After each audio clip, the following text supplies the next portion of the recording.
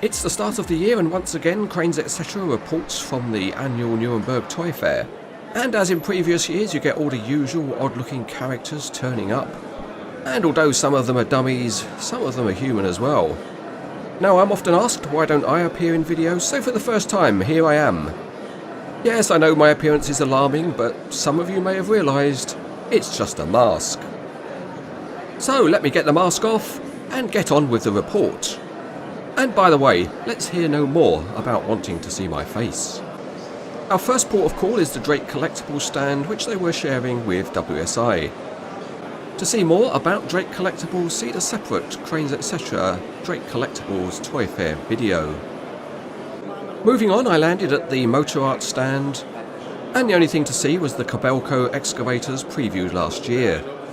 But it turns out these won't be available in the collector market as they're only being delivered to Kobelco.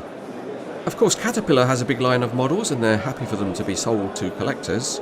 And the Diecast Masters stand was busy with new models. To find out more, see the Cranes Etc. Diecast Masters Toy Fair video. It's been a number of years since the Plonker Model Company had a stand at the Toy Fair, but there were a couple of interesting names at this year's Toy Fair. This company is called Pukey, so I don't know what customers feel about that.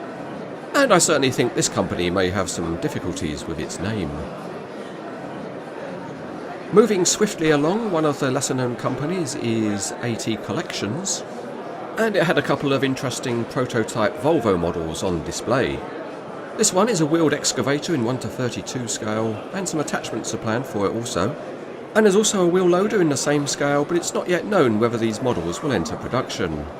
For the second year running, Conrad Models decided not to exhibit at the Toy Fair, but they were showing their new releases at their factory. To see more and an interview with Christine Conrad, see the Cranes Etc. Conrad Models Toy Fair video.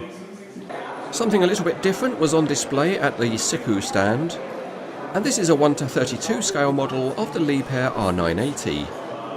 What's different about it is that it's fully radio controlled, and you can expect this model to be released around the middle of the year.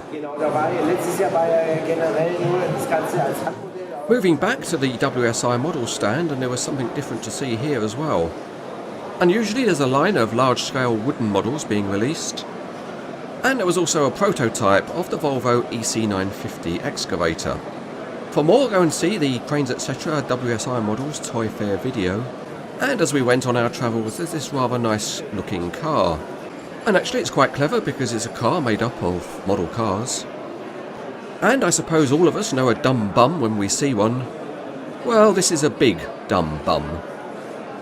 NZG Models had their usual stand, and it's good to see a 5-axle Liebherr crane under development. For more, see the Cranes Etc. NZG Toy Fair video. For this quick look, the last stand is IMC Models, and they had a DMAG 5-axle crane on display. Yes, you've guessed it, to see more, see the Cranes Etc. IMC Models Toy Fair video. After that quick look, it's probably fair to say there were no real fireworks at this year's Toy Fair. Well, in fact there were real fireworks, because Saturday night at the Toy Fair is fireworks night.